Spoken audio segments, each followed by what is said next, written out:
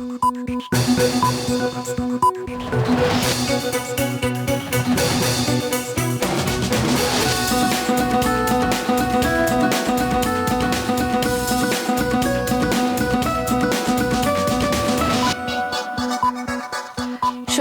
স্বাগত মাছরাঙা সংবাদে। আপনাদের সঙ্গে আছি আমি নাবিলা ফেরদৌস।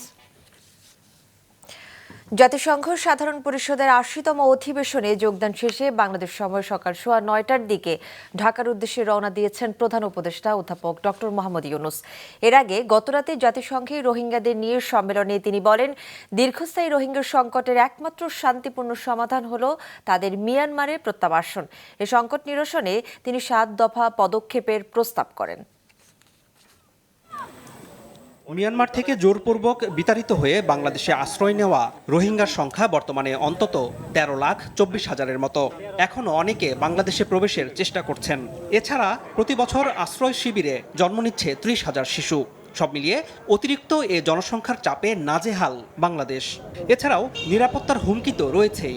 তাদের ফিরিয়ে নিতে কয়েক দফা প্রচেষ্টার পরও আশাব্যঞ্জক ফল নেই। The plight of Rohingyas continues. এমন বাস্তবতায় মঙ্গলবার জাতিসংঘ সদর দপ্তরে মিয়ানমারের রোহিঙ্গা মুসলিম ও অন্যান্য সংখ্যালঘুদের পরিস্থিতি বিষয়ক সম্মেলনের উদ্বোধনী অধিবেশনে বক্তব্য রেখেছেন প্রধান উপদেষ্টা অধ্যাপক ডক্টর মোহাম্মদ ইউনূস।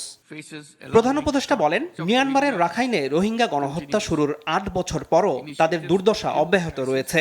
সংকট নিরসনে কার্যকর কোনো উদ্যোগ নেই। রয়েছে আন্তর্জাতিক অর্থায়নেরও মারাত্মক ঘাটতি। Rohingya crisis originated in Myanmar. Its solution lies in Myanmar. The international community must put effective pressure on Myanmar and the Arakan army to immediately stop persecution of the Rohingyas and start working for their expeditious repatriation to Rakhine. It is the only solution of the crisis. It should not be held hostage to broader reforms in Myanmar. As funding declines, the only peaceful option is to begin their repatriation. As an immediate step, those who recently crossed into Bangladesh, escaping conflict, must be allowed to repatriate. সংকটের একমাত্র শান্তিপূর্ণ সমাধান হলো তাদের মিয়ানমারে প্রত্যাবাসন, বলেন প্রধান উপদেষ্টা। প্রত্যাবাসনের জন্য রোডম্যাপ প্রণয়ন ও রোহিঙ্গাদের উপর সহিংসতা বন্ধ সহ ৭ দফা পদক্ষেপের প্রস্তাবও করেছেন তিনি। Devise a practical roadmap for safe, dignified repatriation of the Rohingyas with reasonable and stabilization of Rakhine.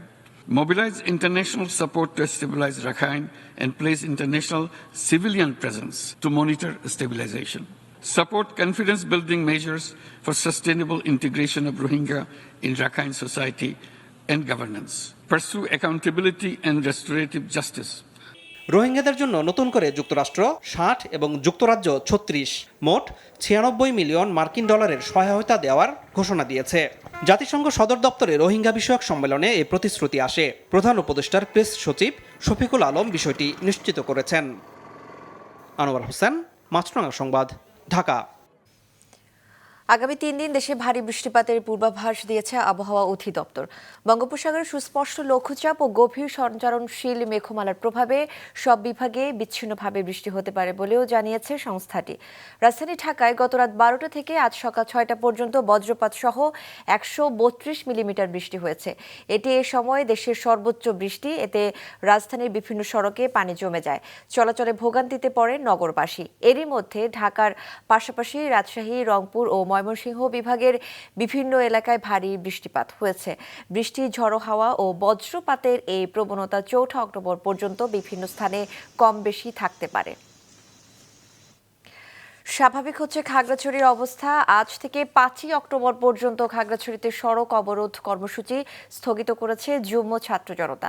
টানা ৪ দিন সড়ক অবরোধের পর গতরাতে তাদের ফেসবুক পেজে কর্মসূচি স্থগিতের ঘোষণা দেওয়া হয়।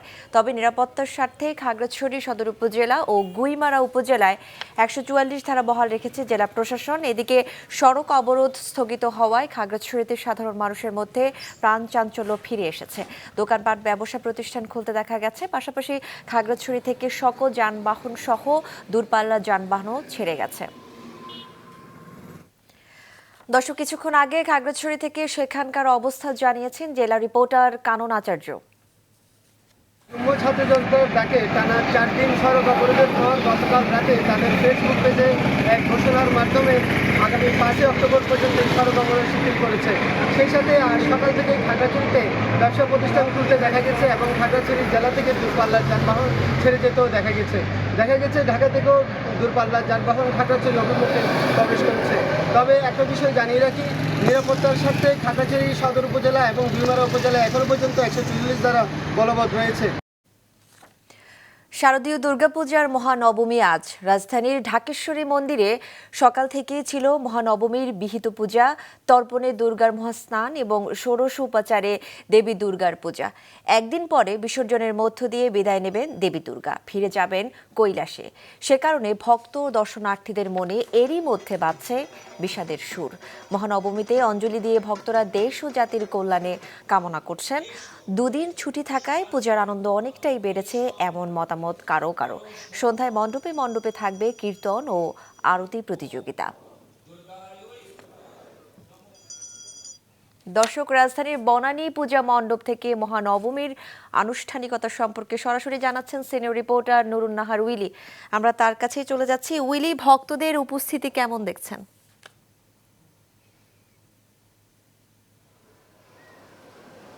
নাবিলা, সকালেই আসলে মহানবমীর যে মহাস্নান এবং যে অন্য যে পূজাগুলো কল্পারম্ভ এবং বিহিত পূজা এগুলো শুরু হয়েছিল 9টার সময় আসলে শুরু হয় পূজা এবং 11:30 শেষ হয়। সেই আড়াই ঘন্টায় আসলে অনেক শুরুর দিকে ভক্তরাই আসা শুরু করে এবং তারপরে এখন আপনি দেখতে পাচ্ছেন যে এই পুরো পূজা মণ্ডপটি ভক্তদের আনাগোনায় পরিপূর্ণ হয়ে উঠেছে। এবং একটু যদি আমরা দেখানোর চেষ্টা করি, সামনে আসলে মহাযজ্ঞের পূজার একটি প্রস্তুতি চলছে, যেখানে আসলে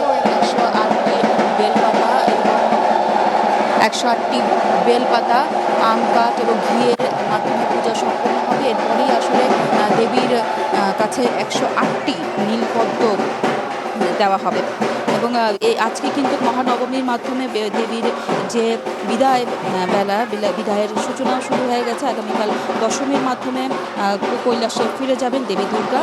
তার আগেই আসলে সন্ধ্যায় মহানবমীর সন্ধ্যায় দেবী দুর্গার মহা আরতি অনুষ্ঠিত হবে এবং যেমনটি বলছিলাম যে কিছুক্ষণ পরে হয়তো 108টি নীলপদ্মে পূজা হবে দেবী দুর্গার। এছাড়া আজকে যথারীতি অঞ্জলি নিবেদন এবং প্রসাদ বিতরণের এই আনুষ্ঠানিকতাও কিন্তু চলছে। নাবিলা, এখানে কিন্তু যথেষ্ট দর্শক এবং ভক্তরা এসেছেন এবং তারা চাইছেন যে সারা বছর যেন শান্তি এবং মঙ্গল বিরাজ করে তাদের জীবনে, দেশে। নাবিলা। উইলি, আপনাকে ধন্যবাদ। শারদীয় দুর্গাপূজার মহানবমীর আনুষ্ঠানিকতা সম্পর্কে জানালেন সহকর্মী নুরুন নাহার উইলি। আন্তর্জাতিক, ফিলিপাইনের মধ্যাঞ্চলের শক্তিশালী ভূমিকম্পে অন্তত 26 জন নিহত হয়েছেন। এই ভূমিকম্পে দেশটির সেবু দ্বীপে অনেক ভবন ধসে পড়েছে। যুক্তরাষ্ট্রের ভূতাত্ত্বিক জরিপ সংস্থা জানিয়েছে, স্থানীয় সময় মঙ্গলবার রাত 9টা 50 সেবু দ্বীপের উত্তর প্রান্তে বোগোস শহরের কাছে 6.9 মাত্রার ভূমিকম্পটি উৎপত্তি হয়। ফিলিপাইনের সংশ্লিষ্ট কর্তৃপক্ষ জানিয়েছে, ভূমিকম্পের পর উদ্ধার কাজ চলছে, নিহতের সংখ্যা বাড়তে পারে। বোগোস শহরে প্রায় 90,000 মানুষের বসবাস। উদ্ধারকারীরা জানিয়েছেন, শহরটিতে নিহত 3 জনের বাড়ি ভূমিধসে চাপা পড়েছে। ভূমিকম্পের কারণে বিভিন্ন সড়কের ক্ষয়ক্ষতি হয়েছে, ক্ষতির মুখে পড়েছে বিদ্যুৎ সঞ্চালন ব্যবস্থা। এবার খেলার খবর। বাংলাদেশ ক্রিকেট বোর্ডের নির্বাচনে পরিচালক পদ থেকে নিজের মনোনয়ন প্রত্যাহার করে নিয়েছেন জাতীয় দলের সাবেক অধিনায়ক Tamim Iqbal. Old UHS sports ক্লাবের কাউন্সিলর হিসেবে এবার বিসিবি নির্বাচন করার কথা ছিল তামিম ইকবালের। তার সঙ্গে বিএনপির 4 নেতার ছেলে সাইদ ইব্রাহিম আহমেদ, মির্জা ইয়াসির আব্বাস, ওমর শরীফ, মাহমুদ ইমরান এবং আবুল বাশারও মনোনয়ন প্রত্যাহার করে নেন। পরিচালক পদ নিয়ে যুব ও ক্রীড়া উপদেষ্টা আসিফ মাহমুদ সজীব ভুঁইয়ার সঙ্গে সমঝোতা না হওয়া এবং মঙ্গলবার হাইকোর্ট দুদকের তদন্তে নাম থাকা 15 ক্লাবের ভোটাধিকার বাতিল করার প্রতিবাদেই তামিম ও তার সমর্থকরা বিসিবি নির্বাচনে অংশ না নেওয়ার সিদ্ধান্ত নেন। বিসিবি নির্বাচন হওয়ার নির্ধারিত তারিখ 6 অক্টোবর।